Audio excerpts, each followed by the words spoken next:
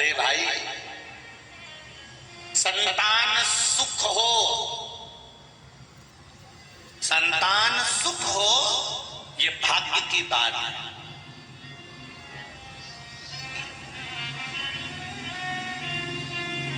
संतान सुख हो ये भाग्य की बात है, पर संतान से सुख हो ये सौभाग्य की बात है।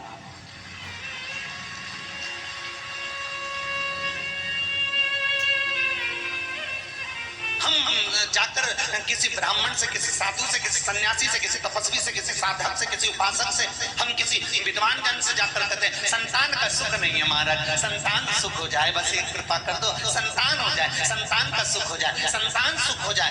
ब्राह्मण, साधु, सन्यासी, तपस्वी, साधक उपास कराएंगे, व्रत कराएंगे, साधना कराएंगे, फल देंगे, सब कुछ होगा और तुम्हारे घर में संतान भी हो जाएगी। संतान का सुख हो ये भाग्य की बात है। संतान सुख हो ये भाग्य की बात है, पर संतान से माता पिता को सुख हो ये सौभाग्य की बात है। संतान के द्वारा माता पिता को जो सुख मिलता है उसका आनंद कुछ दूसरा ही होता है। हम कहते हैं कहीं जाओ मत जाओ, पर बूढ़े माँ बाप के पास एक बार रोज सोने से पहले 15 मिनट बैठ कर जरूर आओ। वो क्या दे जाएंगे उसका भरोसा नहीं है।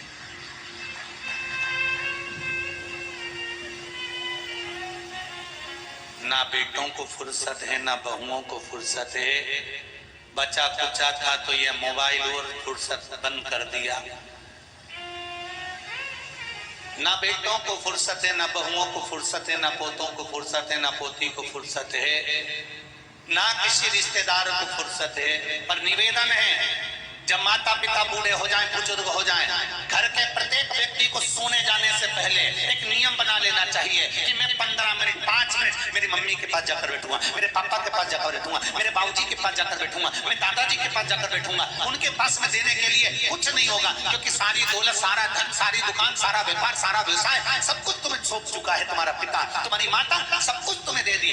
लाकर में चाबी भी लगाने तुम जाते हो, अलमारी खोलने तुम जाते हो, चाबी लगाने तुम जाते हो, सब कुछ माता पिता ने तुमको दे दिया। अब एक काम करो, तुम्हारे माता पिता के पास में धन भले नहीं होगा, वैभव भले ना होगा, पर रोज प्रतिदिन सोने से पहले अगर 10 मिनट तुम माता पिता के पास जाकर बैठोगे तो ये शिव महापुराण की कथा कहती है कि वो धन भले नहीं देगा, पर दिल से जाते जाते आशीर्वाद दे दिया तो जीवन सार्थक हो जाएगा।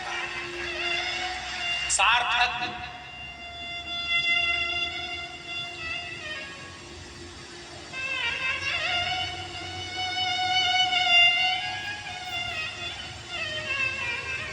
नहीं तो बड़ा विचित्र जीवन है जी। धन का करोगे क्या?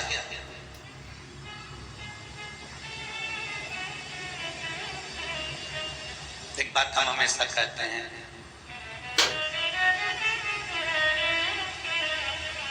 दुनिया की सारी मिठाई एक तरफ रख दो और छोटे बच्चे के लिए माता का स्तनपान एक तरफ रख दो। बच्चे को वो मिठाई में सुख नहीं होगा जो माता के स्तनपान में सुख होगा। माता के स्तनपान में जो सुख होगा।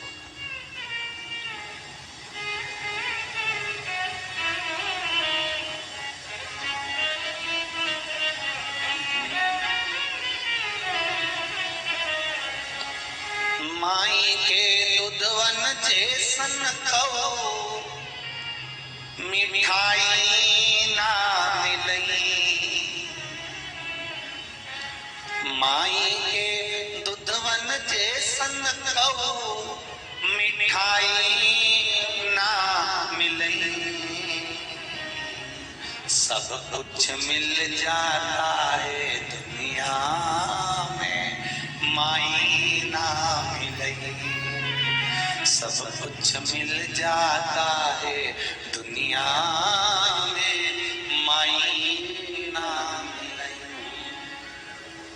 खुद गीले में सोती है, तुझे सूखे सुलाती, खुद भूखी रह जाती है, तुझे निवरा खिलाती।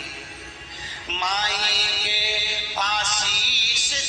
सन को, माई के आशीष जैसन को आशीष ना मिले। सब कुछ मिल जाता है दुनिया में, माई ना मिले। सब कुछ मिल जाता है दुनिया में, माई। आज स्वरूपा कह रही है बाबा से, मुझे संतान हो तो वो हो जो बेभगवान। आप भी भगवान से प्रार्थना करना कि भोलेनाथ मुझे संतान दो, मना नहीं, संतान का सुख दो, मना नहीं, पर संतान ऐसी देना जो मुझे सुख दे, मेरे बुढ़ापे में मेरा साथ दे।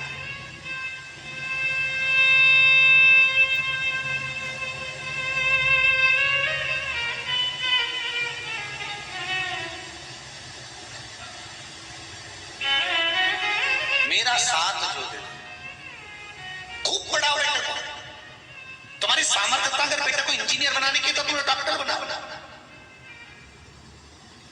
कलेक्टर बनाओ, एसपी बनाओ, डीएसपी बनाओ, मंत्री संत्री कलंत्री जो तुम्हारी मर्जी पड़े वो बनाओ।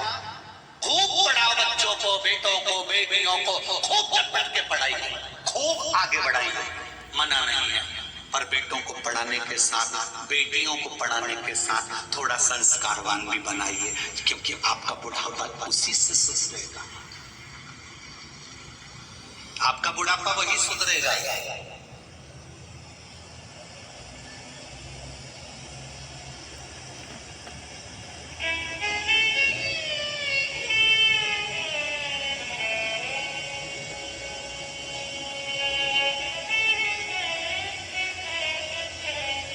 मेरा तो एक निवेदन रहा है, कोर्ट मैरिज में एक काम कर देना चाहिए। कोर्ट मैरिज जब लड़का लड़की करें तो अदालत से ये कहकर भेजना चाहिए कि इस कोर्ट मैरिज में तुम्हारे माँ बाप का होना जरूरी है।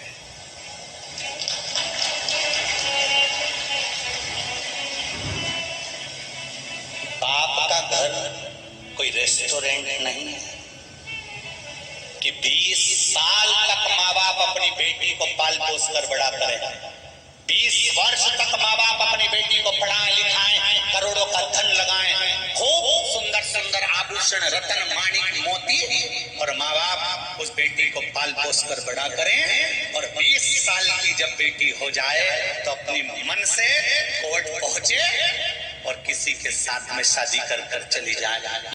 बाप का घर है, कोई रेस्टोरेंट या होटल नहीं है।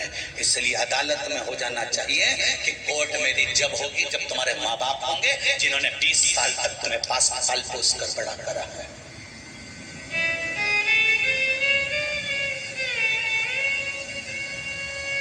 और धिक्कार ऐसी बेटियों को और धिक्कार ऐसे बेटों को जिन माता पिता ने तुम्हें पाल पोस कर बड़ा करा, और तुम्हारे विवाह जैसी खुशी में तुम्हारे माँ बाप तुम्हारे सामने नहीं है तो क्यों मरवानी लेगा। धिक्कार है ऐसे बच्चों को। क्या करना है ऐसा तुम्हारी खुशी में?